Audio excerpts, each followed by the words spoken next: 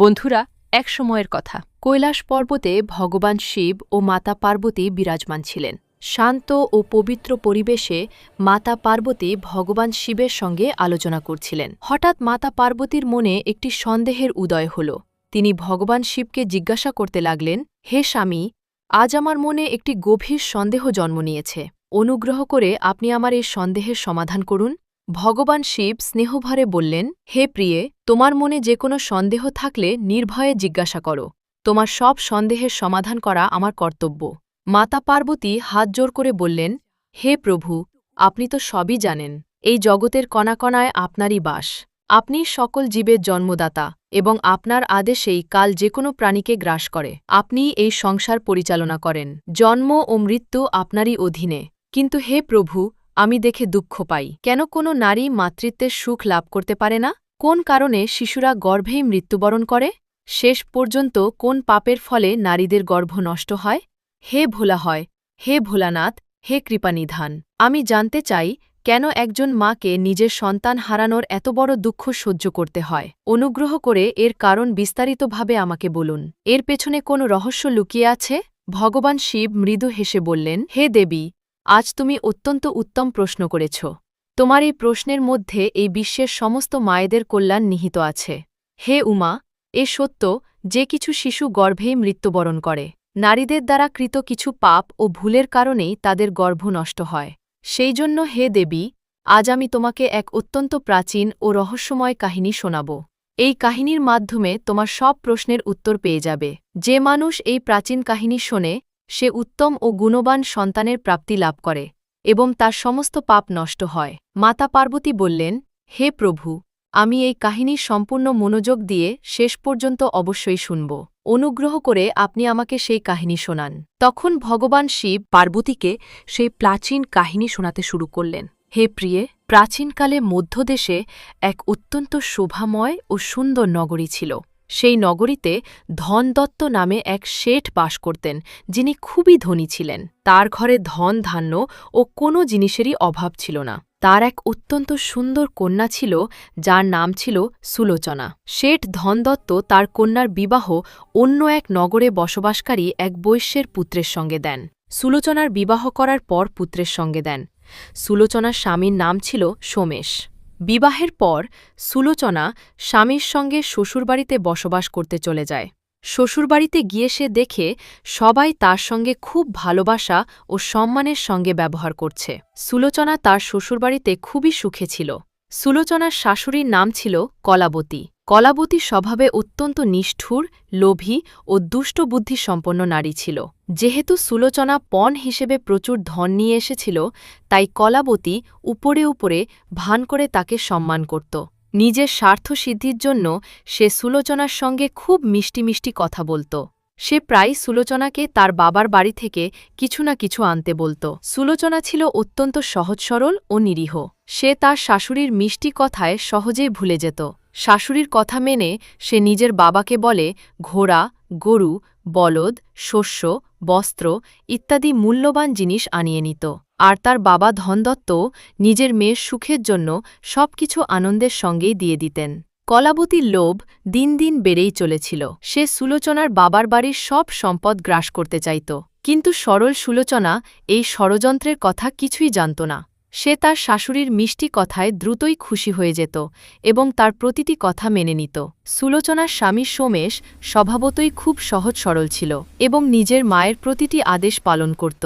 তার মা কলাবতী ছোটবেলা থেকেই নিজের ছেলে সোমেশকে সম্পূর্ণভাবে নিজের নিয়ন্ত্রণে রেখেছিল। সেই কারণেই সোমেশ কখনোই মায়ের আদেশ অমান্য করার সাহস করত না। শ্বশুরবাড়িতে সুলোচনা সকলের কাছ থেকে অনেক ভালোবাসা পেতে লাগল। এতে সে খুব সুখী হয়ে উঠল।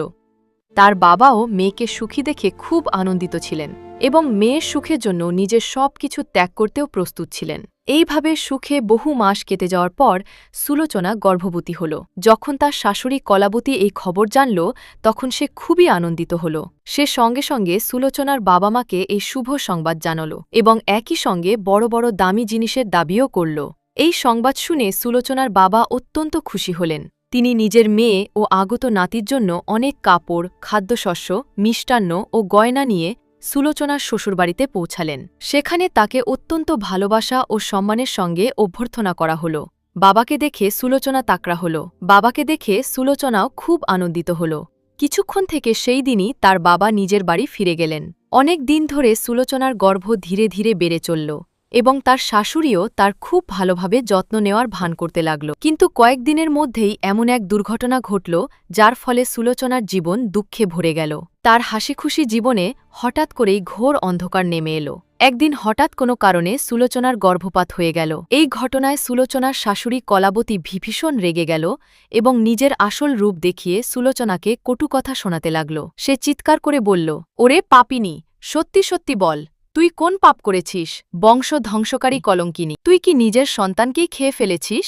জন্মের আগেই তাকে মেরে ফেলেছিস? ওরে, তুই তো পুরো বংশই ধ্বংস করে দিলি। ওরে দুষ্টা, তুই আমাদের ঘর ধ্বংস করতেই এসেছিস। তোকে দেখামাত্রই আমি বুঝে গিয়েছিলাম যে তুই আমাদের বংশ নষ্ট করে ফেলবি। এইভাবে সুলোচনার শাশুড়ি তাকে ভয়ঙ্করভাবে অপমান ও তিরস্কার করতে লাগল। এতে সুলোচনা অত্যন্ত দুঃখী ও হতাশ হয়ে পড়ল। কাঁদতে কাঁদতে সে বলল, শাশুড়িমা, এতে আমার কি দোষ? আমি বুঝতে পারছি না কেন এমন হলো। আমি নির্দোষ, আমি কোনো পাপ করিনি। কিন্তু তার শাশুড়ির মনে তার প্রতি একটুও দয়া এলো না। সে ক্রোধে ফেটে পড়ে বলল, ওরে দুষ্টা, পাপিনী, ব্যভিচারিণী, চণ্ডালিনী, তুই নিশ্চয়ই কোনো ভয়ঙ্কর পাপ করেছিস, তাই তোর সন্তান গর্ভেই মারা গেছে। শুধু চরিত্রহীন আর পাপী নারীদের সন্তানই পেটে মারা যায়। এরপর থেকে সুলোচনার শাশুড়ি তার সঙ্গে খুব খারাপ ব্যবহার করতে লাগল। কথায় কথায় তাকে অপমান করত এবং গালাগালি দিত। এখন সে সুলোচনার সঙ্গে ঠিকমতো কথাও বলতো না। সারাদিন বাড়ির সব ভারী কাজ সুলোচনাকে দিয়ে করাত। সারাদিন কাজ করার পরেই কেবল রাতে সামান্য বিশ্রাম পেত সে। সুলোচনাকে এখন বাড়ির উচ্ছিষ্ট ও বাসি খাবার খেতে হতো। হঠাৎ শাশুড়ির এমন বদলে যাওয়ার নিষ্ঠুর রূপ দেখে সুলোচনা খুব ভয় পেতে লাগল এবং তার সামনে আসতেও কুণ্ঠিত হতে লাগল। আরও কয়েক মাস কেটে যাওয়ার পর ঈশ্বরের কৃপায় সুলোচনা আবার গর্ভবতী হল। এতে বাড়ির সবাই আনন্দিত হয়ে উঠল। কিন্তু সুলোচনার শাশুড়ি তেমন খুশি হল না। সে বরং কটাক্ষ করেই বলত, একটা সন্তানকে তো এই খেয়ে ফেলেছে, কে জানে এবার এটাকেও বাঁচতে দেবে নাকি খেয়ে ফেলবে। এর কোনো ভরসা নেই। এটা তো ডাইনি, ডাইনি। আমার ছেলে একটা ডাইনের সঙ্গে বিয়ে করে তাকে বাড়িতে এনেছে। সুলোচনা চুপচাপ এসব অপমান সহ্য করতে থাকল।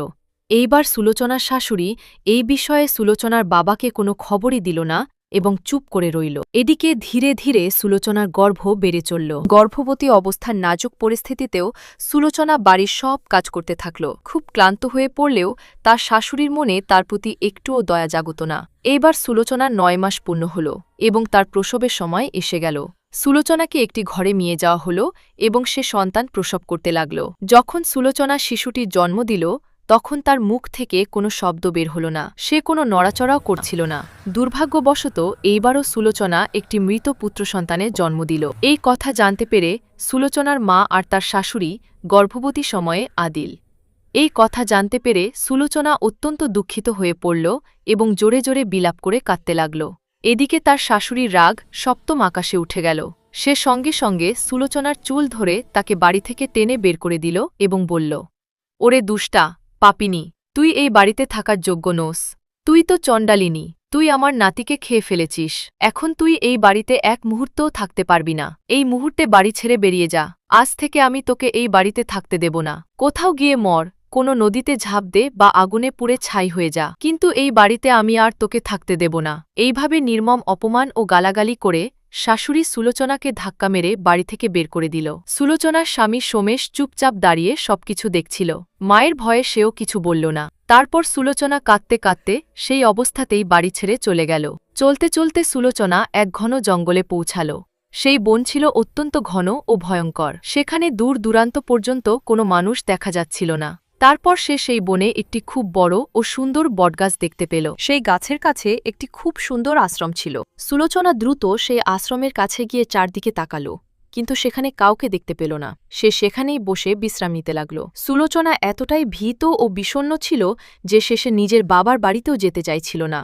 তার ভয় হচ্ছিল তার কারণে যদি সমাজে তার বাবার অপমান হয়। তাই সে সেই জঙ্গলেই থাকার সিদ্ধান্ত নিল এবং ওই আশ্রমেই বসবাস করতে লাগল। সেখানেই বসে সে ভগবান শিবের পূজা করতে লাগল এবং তার ভক্তিতে মগ্ন হয়ে গেল। বহুদিন ধরে সে সেখানে ভগবান শিবের কঠোর তপস্যা করল। কয়েকদিন পরে সেই আশ্রমে এক তেজস্বী সাধু একটি গরু নিয়ে এসে উপস্থিত হলেন। সেই সাধু ছিলেন অত্যন্ত অসাধারণ। তার মুখমণ্ডলে সূর্যের মতো দীপ্তি ছিল। মনে হচ্ছিল তিনি শত শত বছর ধরে তপস্যা করেছেন।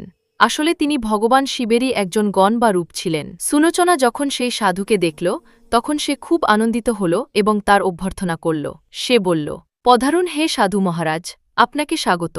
আপনি তো কোনো মহান পুণ্যবান ব্যক্তি বলে মনে হচ্ছে। সুলোচনার এই কথা শুনে সাধু মহারাজ বললেন, হে কন্যা, তুমি কে এবং কি কারণে এই ঘন বনে একা বাস করছ? যদি কোনো গোপন কথা না হয় তবে আমাকে সত্য সত্য বলো। তুমি এখানে একা কেন আছো? তোমার স্বামী কোথায় এবং তোমার এই গভীর দুঃখের কারণ কি? তখন সুলোচনা কাঁদতে কাঁদতে বলল, হে সাধু মহারাজ, আমি অত্যন্ত দুঃখী। আমার শাশুড়ি মা আমাকে বাড়ি থেকে বের করে দিয়েছেন। সেই কারণেই আমি এই বনে বাস করছি। সাধু জিজ্ঞাসা করলেন, হে কন্যা, তোমার শাশুমার শাশুড়ি এমন করলেন কেন? কোন কারণে তোমাকে বাড়ি থেকে বের করে দিয়েছেন? তখন সুলোচনা বলল, হে সাধু মহাত্মা, আমার প্রথম সন্তান গর্ভেই নষ্ট হয়ে গিয়েছিল এবং যখন আমি দ্বিতীয় সন্তানের জন্ম দিলাম তখন সে মৃত অবস্থায় জন্মেছিল। এই কারণেই রেগে গিয়ে আমার শাশুড়ি আমাকে বাড়ি থেকে বের করে দিয়েছেন। এখন আমি এখানেই জীবন কাটাচ্ছি। বাবার যেন অপমান না হয় সেই জন্য আমি তার কাছেও যাচ্ছি না। দয়া করে আপনিই আমার দুঃখ দূর করুন। আমি কোথায় যাব? এখন আমি কি করব? এইভাবে সুলোচনার কথা শুনে সেই সাধু মহাত্মা দয়া ভরে বললেন, হে কন্যা, এ তো অত্যন্ত দুঃখের কথা, কিন্তু তুমি চিন্তা করো না। আমি তোমাকে কিছু উপায় বলছি। সেই উপায় করলে তুমি উত্তম সন্তানের প্রাপ্তি পাবে। তুমি এই গরুটিকে নিজের কাছে রাখো এবং এর সেবা করো। এর সেবা করলে তুমি উত্তম সন্তান সুখ লাভ করবে। এখনও আমি তোমাকে সেই নিয়মগুলোর কথা বলছি যেগুলো গর্ভধারিণী নারীকে অবশ্যই পালন করতে হবে। তুমি এগুলো খুব মনোযোগ দিয়ে শোনো। হে কন্যা, কোনো নারীকে ঋতুকাল, মাসিক ধর্ম চলাকালীন স্বামীর সঙ্গে সহবাস করা উচিত নয় এবং স্বামীকে স্পর্শও করা উচিত নয়। এতে গর্ভস্থ সন্তান নষ্ট হয়ে যায়। গর্ভধারিণী নারীকে সর্বদা ভগবানের পূজায় মনোযোগী থাকতে হবে। তার মুখে সর্বদা প্রসন্নতা থাকা উচিত। গর্ভবতী নারীকে কখনো দুঃখী ও হতাশ হওয়া উচিত নয়, কারণ মায়ের দুঃখের প্রভাব গর্ভস্থ শিশুর উপর পড়ে। তাকে আচরণকারী ও দুষ্ট স্বভাবের নারীদের থেকে দূরে থাকতে হবে এবং তাদের সঙ্গে কথা বলা উচিত নয়। গর্ভবতী নারীকে কখনো অন্যের বাড়ির খাবার খাওয়া উচিত নয়। গর্ভিণী নারীকে স্যুপ, শস্য পরিষ্কার করার চালুনি থেকে ওঠা বাতাস এড়িয়ে চলতে হবে। সেই বাতাস লাগলেও গর্ভ নষ্ট হতে পারে। গর্ভধারিণী নারীকে এমন কোনো বস্তু দেখা উচিত নয় যা দেখলে মনে ঘৃণা বা ভয় জন্মায়। তাকে ভয়ঙ্কর ও আতঙ্কজনক গল্পও শোনা উচিত নয়।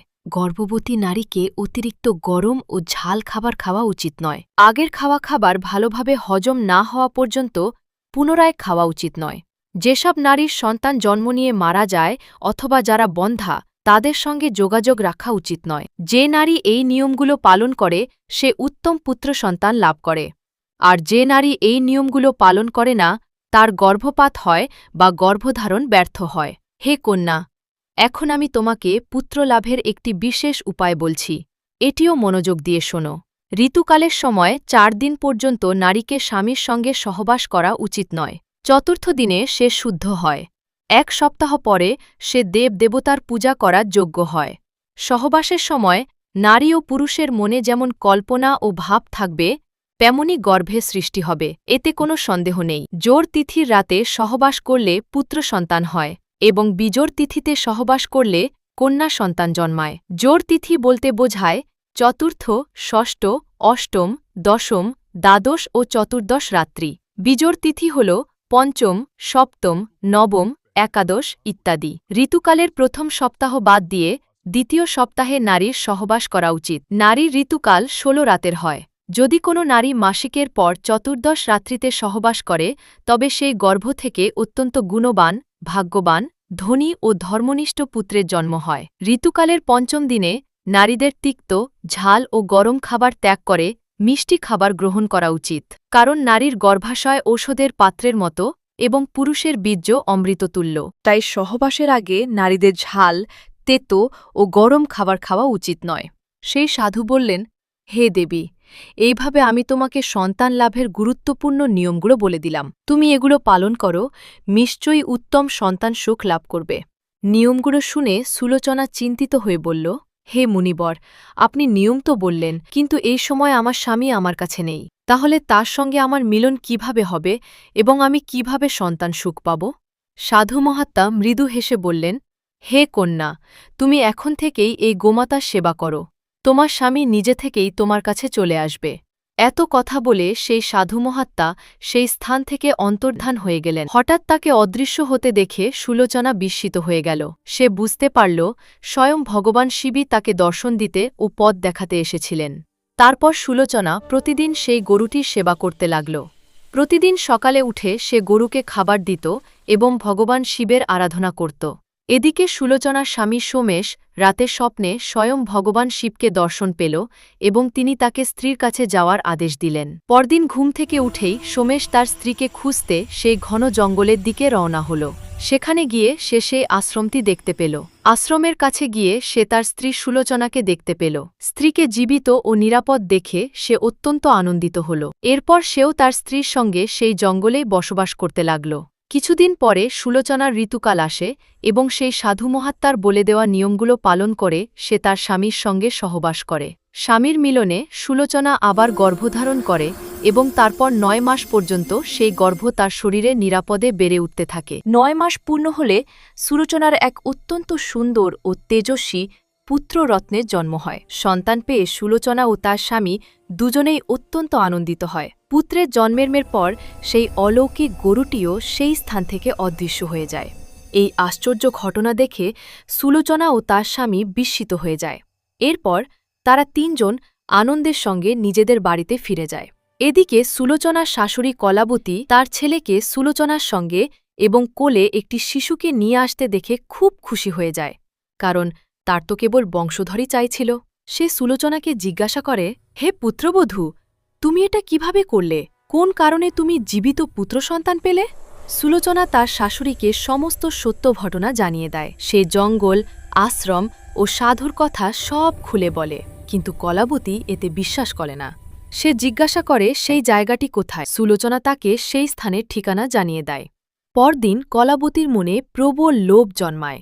সে চুপি চুপি একাই সেই স্থানে চলে যায় এবং সেই অলৌকিক সাধুর অপেক্ষা করতে থাকে। তার মনে লোভ জাগে। সে ভাবে, সাধু এলে আমি তার কাছ থেকে কোনো অমূল্য বস্তু বা ধন ভাণ্ডার চাইব। অনেক দিন কেটে গেলেও যখন সেই সাধু আর আসে না, তখন সে খুব রেগে যায়। ঠিক সেই সময় সেই জায়গা দিয়ে এক ভয়ঙ্কর রাক্ষসী যাচ্ছিল। রাক্ষসী যখন সুলোচনার শাশুড়িকে আশ্রমের কাছে একা দাঁড়িয়ে থাকতে দেখে, তখন সে সঙ্গে সঙ্গে তার কাছে গিয়ে আনন্দের সঙ্গে বলে, আরে বাহ, আজ তো আমার জন্য এই জঙ্গলে তাজা খাবার নিজেই হেঁটে চলে এসেছে। এই কথা বলে সেই রাক্ষসী সুলোচনার দুষ্ট শাশুড়িকে মেরে খেয়ে ফেলে। এদিকে বাড়িতে সুলোচনা তার শাশুড়ির অপেক্ষা করছিল, কিন্তু অনেক দেরি হলেও যখন তিনি ফেরেন না, তখন সে তার স্বামীকে তার মাকে খুঁজে আনতে বলে। সুলোচনার স্বামী জঙ্গলে গিয়ে মাকে খোঁজে। সেখানে সে তার মাকে দেখতে পায় না, তবে তার মায়ের কঙ্কাল ও ছেঁড়া কাপড় দেখতে পায়।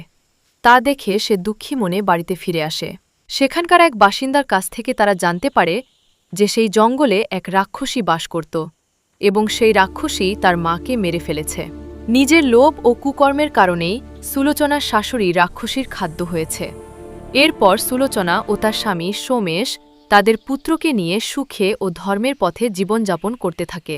কাহিনী শেষ করে ভগবান শিব মাতা পার্বতীকে বলেন, হে দেবী, এইভাবেই সুলোচনা গর্ভধারণের নিয়ম পালন করেছিল, যার ফলে সে উত্তম সন্তানের প্রাপ্তি লাভ করেছিল। তারপর মাতা পার্বতী আবার প্রশ্ন করেন, হে প্রভু, যে শিশুর মৃত্যু গর্ভেই হয় অথবা জন্মের পরপরই হয়, তার আত্মার মুক্তির জন্য কি করা উচিত? ভগবান শিব বলেন, হে প্রিয়ে, তুমি লোক কল্যাণকর প্রশ্ন করেছ, তাই মনোযোগ দিয়ে শোনো। যদি কোনো নারীর গর্ভপাত হয় অথবা গর্ভেই শিশুর মৃত্যু হয়, তবে যত মাসের গর্ভ ছিল তত দিনের সূতক অশৌচ পালন করতে হয়। আত্মকল্যাণ কামনাকারী মানুষের উচিত সেই শিশুর জন্য বড় কোনো ধর্মীয় কর্ম বা শ্রাদ্ধ না করা। জন্মের পর থেকে মুণ্ডন, চূড়াকরণ সংস্কারের আগেই যদি শিশুর মৃত্যু হয়, তবে তার মুক্তির জন্য অন্য শিশুদের দুধ খাওয়ানো উচিত। চূড়াকরণ সংস্কারের পর এবং ৫ বছরের মধ্যে যদি শিশুর মৃত্যু হয়, তবে দাহ সংস্কার করা উচিত নয়। তাকে মাটিতে সমাধিস্থ করতে হয়, তার জন্য দুধ দান করতে হয় এবং শিশুদের খাওয়াতে হয়।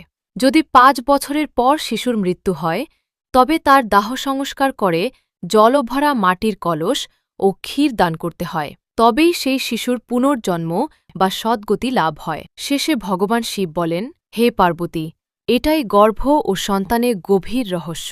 বন্ধুরা, এইভাবেই ভগবান শিব মাতা পার্বতীকে গর্ভধারণ ও সন্তান রক্ষার রহস্য ব্যাখ্যা করেছিলেন। আশা করি এই পৌরাণিক কাহিনী আপনাদের ভালো লেগেছে। ভিডিওটি অবশ্যই লাইক করুন, কমেন্টে হর হর মহাদেব অথবা ওম নমঃ শিবায় লিখুন এবং চ্যানেলটি সাবস্ক্রাইব করুন। আপনাদের সবাইকে ধন্যবাদ।